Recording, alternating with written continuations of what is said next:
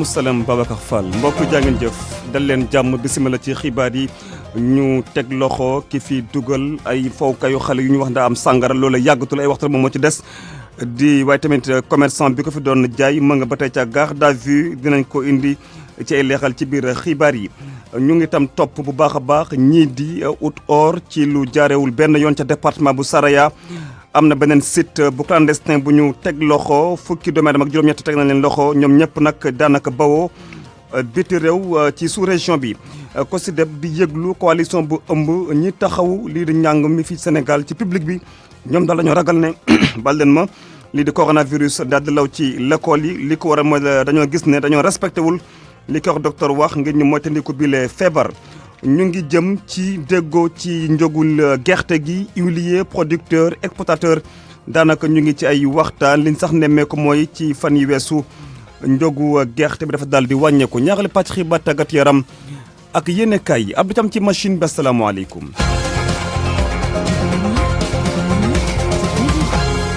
Seydou Nourou Ba. L'enquête bi jëm ci jaay ay jouet maanaam di ay fowkaay xale yu ñu wax dafa am sàngara enquête bi mu ngay woy te sax mu ngay évoluer te ki ko importé maanaam ki ko jëlee biti réew indi ko fii xam nañ ko te sax teg ko loxo li ñu wax mooy yàggatul buñ sukkandikoo nag ci suñu xibaar boobule dossier daal commerçant bi ko doon jaay ma nga ca garde à vue ca gendarmerie ba tey di woy liggéey bi jëm ci teg loxo topp ñiy faral di ut or ci lu jaaxul benn yoon ca département bu Saraya ni ki dem nag jot naa tegaat loxo ab site foofee ca Gamba teg fa tam loxo fukki doomu aadama ak juróom-ñett ndax dañ fa doon ut or ci lu jaaxewul benn yoon amoon na fa sax ay jàppante jëm ci wàllu suuf ñoom ñëpp nag ci jamono jile daal li ñu wax ne ñu ngi jóge biti réew di fukki doomu malien ak ñeent burkinabé ci nag ñaari fan teg nañu loxo ñaari site gannaaw Segexo leeral yegg suñu ndaw foofee ca Kédougou Ibrahima Jabaxate. brigade bu gendarmerie bu Saraya mu ngi wéyal opération de démantèlement juraay clandestin yi ginnaaw opération bi ñu amaloon fële ci Segexo jot nañu taxawaan di bépp activité bu amoon ci jura clandestin bu Gamba te mu nekk fële ci arrondissement bu Bembu département bu Saraya ci opération bi ñu amaloon tey ci suba gendarmerie bu Saraya teg na loxo ci fukki nit ak ñeent te ñu ràññee ci fukk ak ñaari malien ak ñaari burkinabé li ñu leen di toppee mooy exploitation illicite de substance minérale ak tamit yàq-yàq bi ñu nemmeeku ci àll bi ci ñaari fan opération yi ñu amaloon brigade gendarmerie bu Saraya jot na teg loxo li tolloo ci fanweeri nit te ñu ràññee ci juróomi sénégalais fukki burkinabé ak fukk ak juróom malien ñoom ñëpp jëbal nañ leen kii di procureur bu Kédougou pour exploitation illicite de substance minérale li ñu mën a fàttali rek moo di ne activité clandestine yi ñu ngi gën di wéy fii ci région bu Kédougou rawatina nag fale ci département bu Saraya bu abrité site orpaillage yu bëri fu mu nekk nii brigade bu gendarmerie bu Saraya taxaw na pour xeex bépp activité illicite bi am ci exploitation substance minérale yi fale ci département bu Saraya Ibrahima Jabaxate Kédougou RFM. ak RFM kumpa jeex na. ñu wutali Sindia waxtaane coow ci wàllu suuf Cour suprême nag jot naa nangu lu toll ñetti téeméer ak juróom-ñett ci ay hectares nangu ko ci ay baykat ak ay sàmmkat foofu ca Guéréo ca commune bu Sindia yooyu nag suuf daal dañoo jàpp ne dañ ko jox ab société étrangère bu privé ñoom nag dañoo jàpp ne am nañu ndam ci combat bi maanaam askan wi foofee nag jàpp ne dogal boobee bu Cour suprême jël dafa war a dal ñaax kilifa yi ci maire yi ñu gën a bàyyi xel ci ñu gérer suuf si foofee ngir coow daal di bañ a am ñu déglu kii di Youssouf Ndione di porte parole kuréel bu ëmb ña yeewoo foofu ca Guéréo ci micro beeg Abdourahmane Diallo. dafa am benn combat boo xamante ne Guéréo dañu ko mëne woon contre des bradages de terre ñu jëloon lu toll si ñetti téeméer ak juróom-ñaar fukk ak juróom-ñett ci hectare ñu jox ko benn société xeex boobu nag nekk ci yoon population yi baykat yi yaakaaruñu ci kenn ku dul yàlla justice taxaw ci tànk yi mu ci waroon taxaw ba tey jii tool yooyu noonu ñu jël ko jébbal ko waa dëkk bi jébbal ko baykat yi pour kenn ku nekk mën a continuer di jël sa tool continuer di ko bay loolu ñun dañu ko rafetlu parce que problème yu mel noonu dafa bari au niveau de Sindia li nga xamante ne nag tey jii moom la ñu gagné mooy que délibération bi ñu ngi ko defoon en 2012 le 2 février 2012 la ko PCR bi defoon sous-préfet bi fi nekkoon au temps mu dëggal ko le 2 octobre 2012 combat bi nekk combat bu metti waa Guéréo ñëpp taxaw yaakaar ci yàlla bu paree dénk dossier bi justice nekk ci di ci dox ba tey jii ñu am si ndam lu rëy ñëpp kontaan di wax ne lii dafa war a yee njiit yi nga xamante ne ñoom ñoo nekk ci localité yi parce que problème yi suuf yi bari na trop ci Sénégal te commune Sindian nag la rawee. ñu waxtaanee campagne ñu njaayum gerte gi nag gis nañ ni daal ñu ngay fexe ba daal di wàññiwaat njëgu kilogramme gerte gi te sax moom la ñu nemmeeku fan yi ci marché bi ngir nag loolee daal di am huilier producteur ak exportateur dañoo sax tàmbale ay waxtaan jublu ci nag fexe ba ñu appliqué ci déggoo njëg googee di nag ay kàddu directeur général bu Sonacos di Modou Diagne Fada ci téléphone beeg Salif Sow. am lu toll ci 6400 tonnes mais ñu gis daal ne yëf yi mu ngi dox Louga ndax foofu bu ñu xoolee li ñu amagum am nañ fa lu mat 5500 tonnes fu mel ne Njaareem mu ngay dox tuuti rek am nañ fa lu jege juróom-ñaari téeméeri tonnes ak fanweer ak ñett fu demee nekk Kaolack nag nga xam ne moom mooy bassin arachide bi normalement foofu téeméeri tonnes ak juróom-ñaar fukk ak juróom-ñaar la ñu fa am bon li koy expliquer mooy foofu activité exportateurs yi dañu fa bari ndax li wër Kaolack yëpp ay bërëb la yu nga xam ne exportateurs yi dañ fa sampu doon proposé njëg yu nga xam ne njëg yu kawe la unité industrielle yi nekk foofu yi tamit doon def lu mel noonu loolu moo tax kuréel bu mel ne Sonacos nga xam ne prix officiel bi moom lay appliqué mu amoon ay jafe-jafe ngir am gerte mais léegi si nag gis nañ ne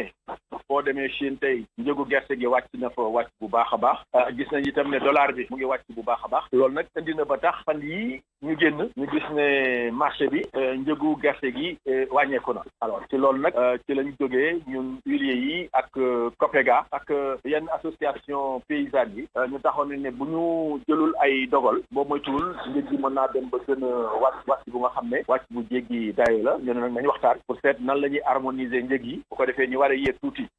tuuti ba ñu mën a am njëg gu nga xam ne daal ñëpp daañ ci continuer gi seen bopp daal ñu ci waxtaan pour seet ba xam fekk altine ndax duñ mën a taxawal njëg yu bees yu nga xam ne daañ anticiper ci njëg yi nga xam ne dafa tàmbalee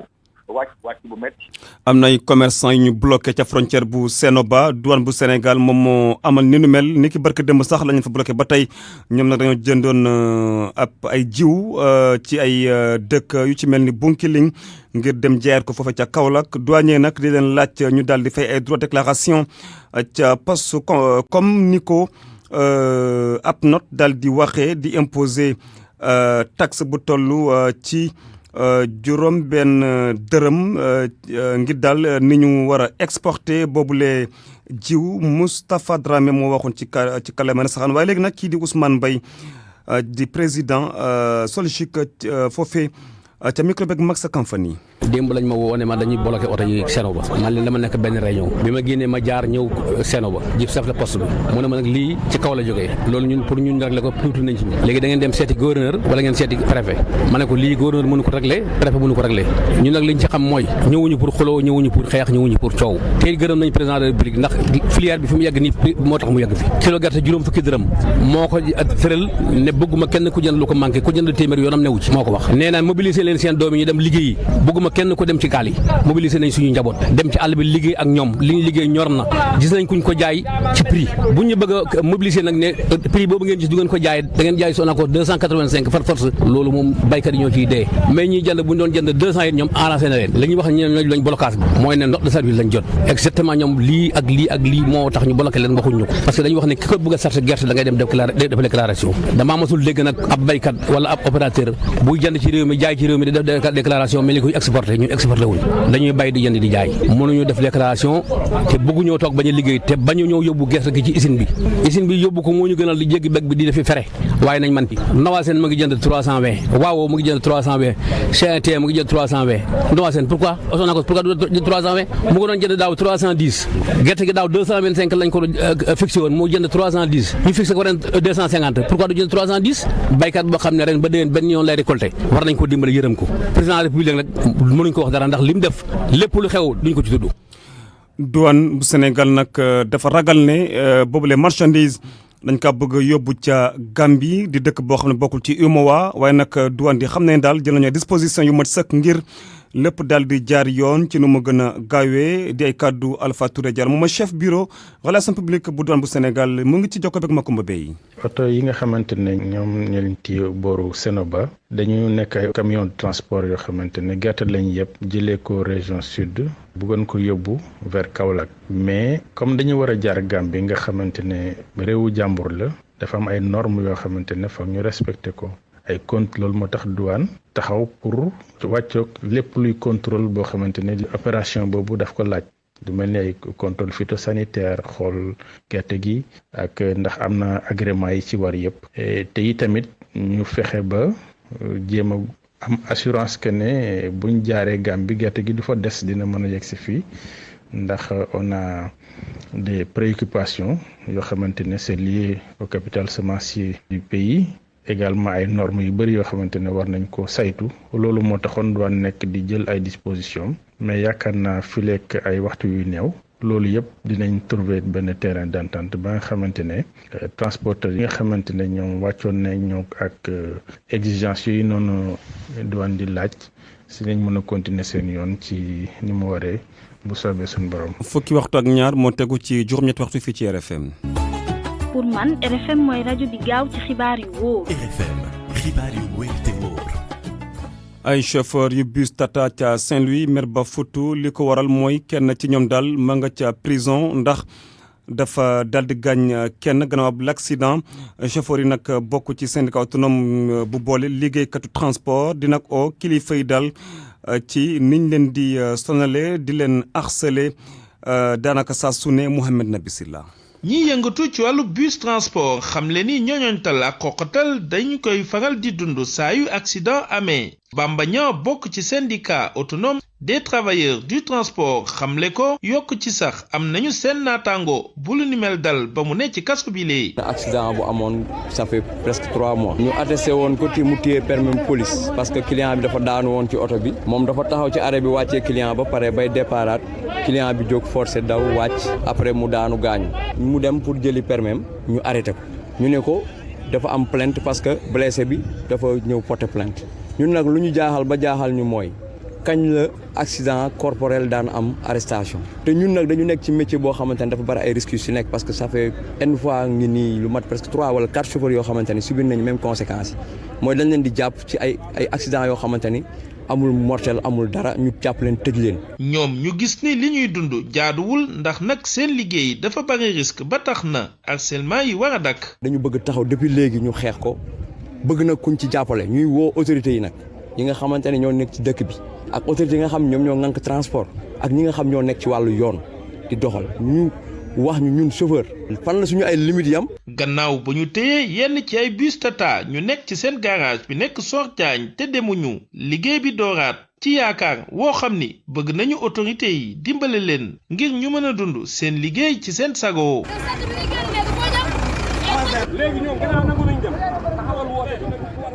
RFM ci Ndar Géej Mohamed Nabi Silla. ñeneen ñu waroon amal doxum ñaxtu waaye jëm nag ci teer bi ak ni mu leen sonalee ñu waroon ko amal tey jile war nañ ko dàq ba jëmmi jamono li ko nag waral mooy mbas mi ñoom nag day manifestant ñoom daal nee nañ ñu ngay daw ba tey ngir ñu dagg leen ndàmpaay ñu itam réclamer ay passerelle foofee Modou Fall moom mooy coordonnateur national kuréel bu ëmb ñi loru ci teer bi mu ngi ci téléphone beeg Salif Sow. ñu décidé woon def une marche vendredi 18 décembre à la place de la gare de Dakar. Mais vu le contexte actuel li tax tamit ñuy marche bokk na ci suñu terrain yi nga xam ni ñu ngi ko yàgg di laaj mu ñu ko fexe ba am ko bu ñu ba ñu jox suñu terrain ak acte de vulnérabilité yi le paiement du chèque des vulnérabilités et de l'accompagnement social encore les pertes de revenus locatifs tamit bokk na ci ñi nga xam ne suñu revendication la yi nga xam ni ba léegi instant bi jotaguñu donc c'est pour cela ñuy def la marche là te dañuy demander woon tamit passerelle au niveau de Thiaroye Gare et Kër Mbaye Fall donc surtout la passerelle de Thiaroye ñu dañoo insister pour nit ñi am ay droits de passage donc moo doon motif bi nga xam ni ñu programmé woon def marche ce vendredi 18 décembre à la place de la gare de Dakar. RFM rajo askan wi. ko si dep am njàqare coalition nag bu ëmb ay kuréel yuy taxaw ngir njàng mu mucc ayib ci public fii ci Sénégal nag li ñu ragal mooy lii di mbas mi daal di law ci l'école yi li ko nag waral mooy dañoo gis ne dañoo sàmmoon teg benn yoon ak li ko docteur wax ngir ñu moytandi ko bii le feebar Cheikh Mbow nag di oo nguur gi mu gën a bàyyi xel ci ni nu mel ngir fexe ba jàppale ñi di tout tànk yi maanaam élèves yi ngir ñu bañ a daal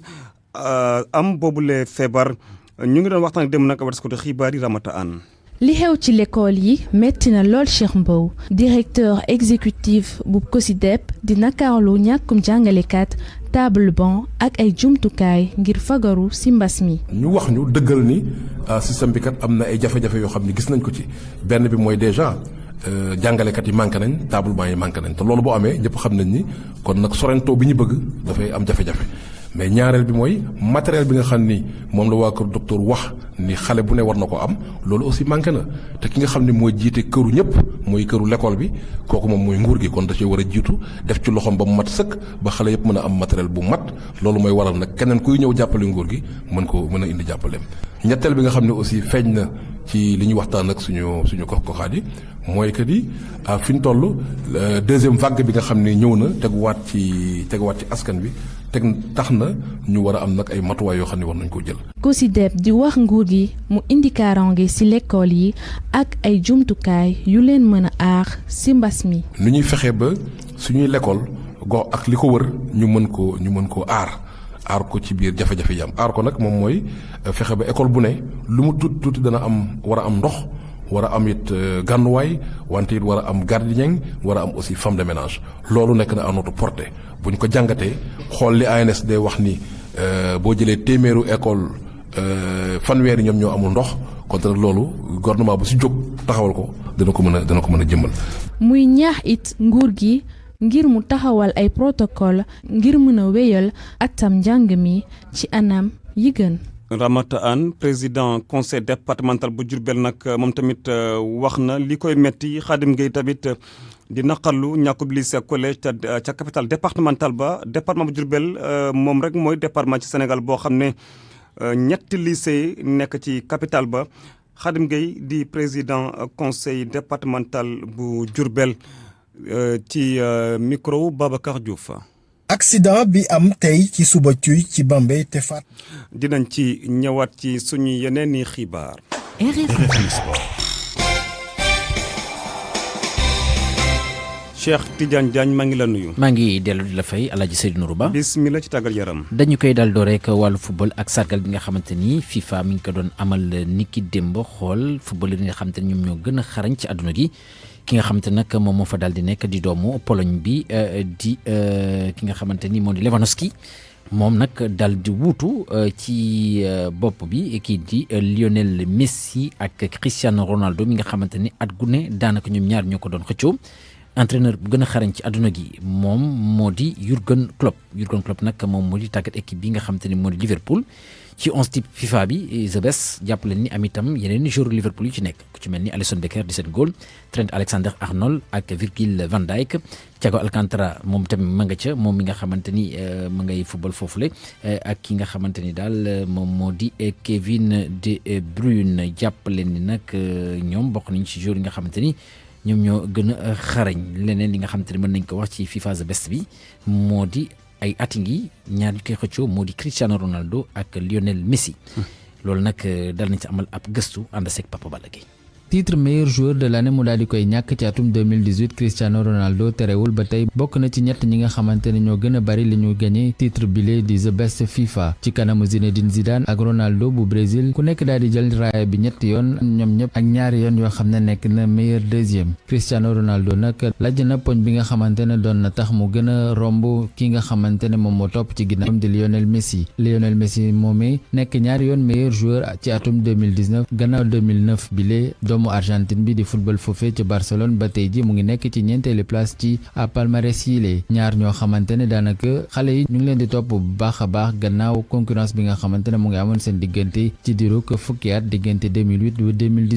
2018 googee sax ci la kii nga Luka Modric di football ci Real de Madrid daal di fës bu baax a baax gannaaw bu mu jëlee titre meilleur joueur de l'année ci atum 2018 ci kanamu Cristiano Ronaldo ak Mohamed Salah moom mi nga xam ne bokkul ci ñett ñi nga xamante ne ñoom ñoo mujjee ci jongante bi ci atum atum 2018 Lionel Messi dellu siwaat ci atum 2019 nag moo daal di ñàkk titre am bi gannaaw ba nga xamante ni kii di Robert Lewandowski bu Bayern de Munich moom moo daal di jël raaya bi ci atum 2020 gannaaw ba nga xamante ne bii mooy gulet mu daal di nekk meilleur joueur de l'année ak fanweer ak ñeenti poñ ci Bundesliga nekk tamit deuxième ci liste européenne bu soulier d'or 2020. Papa Balla Gueye wàllu football ba tey ak championnat ci biti réew ni ki démb nag Angleterre ñi ngi doon jeexal li nga xam te moo di seen 13e journée Manchester United moom dafa fekk Sheffield United ci dëkkam daal di ko daan ñetti bal ci ñaar la ma leen jural nag moo di fi mu toll nii ñu nga féetee si juróomeelu place bi di tàmbali di yéeg ndànk-ndànk ci Big Five bi leneen li nga xam ne mën nañ ko wax moo di Sheffield United moom moo féetee ci place bu mujj bi maanaam mooy ndàcc ndax moom ba saison bi doo rek léegi si seen biir championnat amagul benn victoire benn poñ cote la daal di am Aston Villa ak Burnley démb dañoo daal di match nul 0 but partout ci classement bi Liverpool moo féetee ci bopp bi daal di am ñaar fukki poñ ak juróom-ñett Tottenham toftal ko ci wet ba moom moo am ñaar fukki poñ ak juróom Southampton moo nga féetee si ñetteel place daal di am ñaar fukki poñ ak ñeent ci Italie ñu ngi doon amal ni ki démb seen 12e journée si la ñu ko daal di jeexal AS Roma daal dina daan ñi di waa Torino ñetti bal ci benn ci classement bi Milan AC moom moo fa daal di féetee daal di am ñaar fukki poñ ak juróom-ñett Inter de Milan féetee si ñaari place daal di am ñaar fukki poñ ak juróom-ñaar Juventus de Turin moom féetee si ñetteelu place bi daal di am ñaar fukki poñ ak ñeent juróomeelu place bi nag Napoli bu Kalidou Koulibaly moom moo fa daal di féetee Krépin Diatta di doomu Sénégal di évoluer ci championnat bu Belgique ànd clubam bii di Bruges moom nag démb daal dina ràññeeku ndax jot naa dugal ñaari but seen championnat seen jogante gu ñu doon amal seen diggante ak ñii di waa Malines ñetti bal ci dara jàppale nag ñoom bokk nañ ci équipe yi nga xam te ne daal ñoom ñooy xëccu ngir daal di jël lii di championnat bu Belgique ci wàllu championnat yi ba tey jii championnat bu Espagne 14e journée dinañ ko daal di door Atlético Bilbao moom dana tase ñii di waa Huesca ci bu 20h jotee ca Allemagne seen 13e journée dañ ko daal di door ni ki tey jii ajjuma gi Union bu Berlin féetee si juróom-benneelu place bi dina dalal ñii di waa Borussia Dortmund féetee si ñeenteelu place bi match googu nekk daal di amal ci bu 19h30 jotee foofu nag Bayer Leverkusen moom moo féetee ci place bu njëkk bi daal di am ñaar fukki poñ ak juróom-ñett rawee ki benn poñ Bayern de Munich féetee si ñaari place bi Leipzig itam ñaar fukki poñ ak juróom-ñaar la daal di am moom itam Bayer Leverkusen mi ngi ko rawee benn poñ ñu daal di wax wàllu lamb. wala waxtu bi daa jot. waaw demal rek. daf ñoo tënc. waaw demal. bàyyil may la bi. ok kon boog ñu may ko axlu lamb ak dogal gi nga xamante ni fi mu toll nii jël nañ ko ngir daal di permettre activité sportive yi ñu daal di ko amal. waaye am na yenn ci ay mbir yi nga xamante ni foog ñu respecté ko lu ci mel ni protocole sanitaire bi. bu weesoo loolu yi tamit ñu ngay proposé ñu daal di amal ab huis clos maanaam di amal combat te kenn du ko fekkee waaye ki nga xamante ni moom ab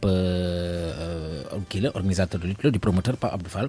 nee na loolu d'accord ci benn yoon ñu déglu ko ci téléphone Abdou Diouf yi ñor. loolu mënul nekk loolu buñ ko defee dañu am ñu ñu favoriser am ñu ñu défavoriser parce que lamb kenn mënu ko tëgg huis clos ay millions lañ ciy def la ci promoteur bi di def mbër mi dafa am lu muy àndal lamb dafa am lu koy animer donc man li ma gisoon décision bu avant ñu koy jël waroon nañu mën a toog ak pàcc yi nga xam ne ñoo nekk ci sport bi yépp bien que nag ñoom ñett kenn ki moo yor sport kenn ki yor intérieur kenn ki yor santé mais décision boobu buñ ko jëlee day metti trop ca lamb te it du décision boo xam ni kontaan nañu ci loolu moom kontaanuñu ci tey kontaanuñu ci ëllëg parce que it arrangé wuñu yàgg na yenn promoteurs yi seen alal mu ngi tëdd ci mbër yi itam ay athlètes lañu te athlète fokk mu compétir beneen bi ci des mooy que ni nous sommes assez responsables war nañu mën a toog déggoo jël suñu ay matuwaay am flash masque yi ak gel yi organiser tout en respectant les mesures barrières ñoom kañ nañu ni ci sport bi dafa am ay département sport yoo xam ni ñoom la ñu favoriser mais défavoriser ñeneen ñi lamb moom kenn mënu ko def huis clos. pay per view bi maanaam fay ngir mën a seetaan lamb ji ci internet bi war na mën a nekk solution ngir yéen wala. non xam nga pay per view bi mën na nekk solution. am na lamb yu mën a nekk huis clos parce que war nga mën a am sponsor daal di koy def mais su boobaa dañuy favoriser yenn promoteurs yi défavoriser yeneen promoteurs yi loolu nag yëg nañu ko bu soobee yàlla ñun ñi ngànk lamb danañu toog waxtaan pour wëlbatiku dem ci autorités yi toog waxtaan ak ñoom parce que nag boobu ba léegi bi mbir bi amee ba léegi acteuru lamb yëpp dañu toog ànd ak ñoom solidairement. ok Alaaji Cheikh mat na waaw fi lañ ko daal di yemale. laata ñu daal kii di Anna Rocha ci xibaaru caada yi xibaar bi Babacar Fall baax ñu di Pierre Buyoya nekkoon fi njiitu réew bu Burundi ca atum 1987 ba 93 maanaam juróom benn at moom nag gaañu na ni ki démb amoon na juróom-ñaar fukki at ak benn moom nag di Pierre Buyoya militaire la woon ci wàllu carrière jëloon nag pouvoir bi ci coup d'état dinañ ci ànd xëy na ci kanam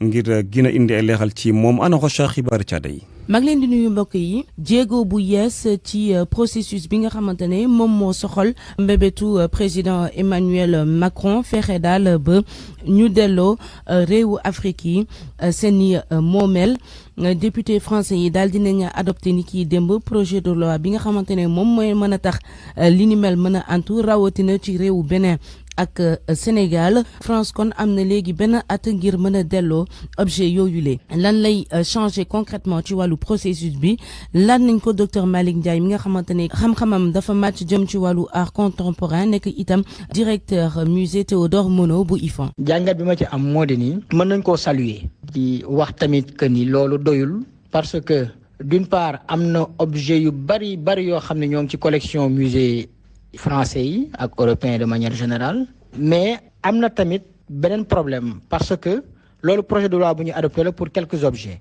li ñu war a def mooy ñu définir benn cadre global boo xam ne nii dina tax objets yu bari génn de manière massive parce que tamit bon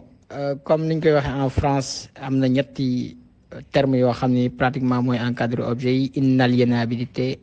insaisissabilité imprescriptibilité yoo xam ne dafa am doole ci li ñu naan seen code du patrimoine li nga xam ne moom mooy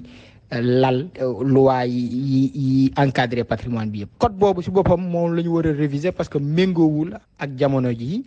dañoo nekk jamono joo xam ne ni patrimoine bi dafa yëngatu ni ñu ko war a gérer ak rapport bi ñu war a am ak patrimoine dafa war a changer donc du ñu eggee ci jamono jooju code bi ci boppam dañ ko war a wëlbati pour man. ci gàttal avancé la mais tamit am na lu bari loo xam ne des na daal. ci wàllu littérature bi ni ki semaine bi dalal nañ maison d'édition bu bees muy les éditions Gorée Charles Niane ak kii di Steve Monge Makonga ñoom ñoo ko taxawal mbébét bi daal moom mooy fexeel ba ndaw yi gën a mën a am accès ci milieu boobule dañ ci déglu Charles Niane ci micro Sékou Diallo. édition Gorée dañ ko lancé pour mën a dimbali nit ñi nga xam ne ñëpp ñoo ngi ci mbind di bind pour mën a wax seen sentiment li ñu dund donc édition Gorée dañoo ñëw pour indi lu bees indi may jeunes yi benn plateforme boo xam ne dinañ mën di bind librement pour publier seeni recueil seeni livres d'une manière flexible gratuite ci lu yomb duñ leen dagg lu bëri parce que léegi pour éditer livre ak maison d'édition yi fi nekk c'est tout à fait un tas de problèmes dañ lay laajte xaalis bu bëri ñun suñu slogan mooy que ne bind bu ne xalaat bu ne war nañ kaa wone te war nañ kaa partager ñun ñëpp ñu bokk ko donc édition Gorée loolu mooy mbëbëtam. mbokk yi fii la ñu yem ci seen chronique culture di leen jaajëfal bu baax a baax ci déglu bi dig daje ëllëg incha allah. Universel Pousse, comptoir commercial de plomberie du Sénégal, CCPS, ak seen savon de Marseille créole ñoo leen di may li ci yéenekaay yi. dañ ci ànd ak Mamadou Mouhamed Ndiaye. jërë ngeen jëf dialogue national bi ñu doon wax ma ngay bëgg a mujj ci déception nationale ubbi l'observateur Famara Ibrahima Sagna ma ñu dénkoon yëf ya mooy fër bëgg a doon un cas garaaw ca pale ba nii la ko yéenekaay bi bindee tegal ñu ci ne liggéey yi président Macky Sall santaane woon ba léegi ma ngay xaar rapport ya conclusion ya waaye gisagu ca dara donte àpp bañ ca joxe woon jeex na ba ñu yokkaat ci yeneen i fan taxul ba léegi travaux yi dem jéng baa mu dikk mbaylaar am na sax ñu ne Big Fam di Famara Ibrahima Sagna dafa gedd yëf yi tey ni muy doxalee soriwu ko ndax yañu ko joxoon ngir mu war caa liggéey di jumtuwaay ya delloo na yëpp ñu ne déet ne waay ñamu doon àndal ca liggéey ba di ay collaborateur am ñëpp la libéré ñu dem seen yoon journal bi nañu ca cabinet bu président de la république am na fa ñu bari ñoo xamante ne ji li ñu bëgg moo di Macky Sall jële yëf yi ci loxoy Famara Ibrahima Sagna ndax moom Famara Ibrahima Sagna bari na histoire tayit ñeme na kilifteef li ñuy rumandaat bu sottee mu di jëlee comité pilotage dialogue national bi ci loxoy Famara Ibrahima Sagna yéenekaay bi nee nañu boo moytuwul ca loxoy général Mamadou Niang ca lay mujj l'observateur xamal ñu it ne am na benn waay bu Macky Sall yónni woon ca Famara Ibrahima Sagna ngir mu dem xoole li ko fa mbir ya toll waaye waaja ba mu yeggee li ko Big Fam wax moo di toppaatal say tànk man su amee ku may rendre compte kenn lay doon mu di président de la république soit nañu kuy wër ku tegu dar demal ca Famara Ibrahima Sagna dafa dem ba jàppe boppam bummi yéenekaay bi nañu li koy firndeel moo di ba fi mu nekk ni ci action amul kenn ku la ci mën a wax koppar yi ñuy dugal ci dialogue national bi ñaata la boole ceekit keroog moom Famara dafa xëy rek ne dafay defi tournée nationale waaye yëf yi far mujjuta sotte soit nañu bi ko seenub journaliste woowee téléphone ngir am ci ay xibaar yu gën a leer li ko Famara Ibrahima Sagna Sagna tontu moo di est-ce que xam nga ma lu tax nga may sonal lu tax nga may woo Abdoulaye Makhtar Diop jooyandi na Macky Sall journal La Tribune moo ko bind ci xëtamu njëkk lu soxal mbébét gi muy mbébét jëm ci jële fi ville yi ci réew mi ca la grand sëriñ bu Ndakaaru xëy di wax mi ngi leerale ca waxtaan wa li nga xam ne loolee la texte yi wax ci woowile wàll woowee ba tey Tribune nee nañu njiital ONC 3D di Moundiaye Cissé caaxaane wu ko ñoo ngi nas mouvement boo xam ne la ko tax a jóg moo di xeex ba ville yi ñu fi bëgg a jële ñu bàyyi leen tuun tranquillement ki ak tranquillité m réer mër jamono ji moo di Abdoulaye Diouf Sarr moo xëy nekk ci xët mu njëkk Vox Populi ñii sàkku ak woyofal ci mesure yu ñu teg lay xamal ne bis bu ñu ci duggee danañu mere ku ñu deful dara ministre de la santé Abdoulaye Diouf Sarr ne du artiste yi ñoo ma tax di wax wala sportif yi wala kenn ay principe ak orientation ñoo ma tax di wax mu ne mëne suta jël ay mesure ba nuppi di may fenn fu indi bi di folote Abdoulaye Diouf Sarr ne il faut que askan wi dañuy respecter geste barrières yi bu ñu bëggee coronavirus bi def geste arrière ñu avancé ba ci Sud Quotidien mbëkk mi di immigration clandestine ak taxawaay gi ñu ci war am ngir lijjanti ko li yéenekaay bi gis ne aw dégg la wow seppe ko ca tànk ba mu nekk du yomb Ali Tandian dib sociologue jiiteet observatoire sénégalais des migrants di wax ci yéenekaay bi ne li gën moo di ngir lijjanti yëf yi amal ay consultation populaire ngir tënke ci loo xam ne dana mën a tax nit ñi di mën di tukki ci anam wu jaadu anam wu wóor ngi ji loon gëcc Fuuta maire ba di Sada Ndiaye la yéenekaay nee nañu def na fa lu kenn deful ñeenti quartier yu fa nekk la soppi seenu tur tuddee ñeenti quartier yépp Macky Sall quartier Macky 1 Macky 2 Macky 3 ak Macky 4 page 4 bu journal Les Échos xibaar bu yéeme moo fa nekk bi leen yéenekaay bi ay takk der ñoo demoon Yëmbal Sud doon jàpp benn wëyu dal ci embuscade journal bi nee nañu ca la policiers yi génnee seeni fetal di fetal ci kaw ngir bëggoon nit ñi tasaaroo ba ñu soqee fetalee ca la ñu gaañaale genn xale bu góor boo xam ne tailleur la ci mbaggum ndeyjoor mi la ñu ko dóor balu fetal. Universel Pousse, comptoir commercial de plomberie du Sénégal CCPS ak seen savon de Marseille créole ñoo leen doon may li ci yéenekaay yi. di ko jaajëfal bu baax a baax moom Mouhamadou Ndiaye ci yéenekaay yi mbokk yi itam jaa ngeen jëf ci teewlu bi ak kóolute bi RFM di leen jaajëfal bu baax a baax mbégte la ci ñun ci kanam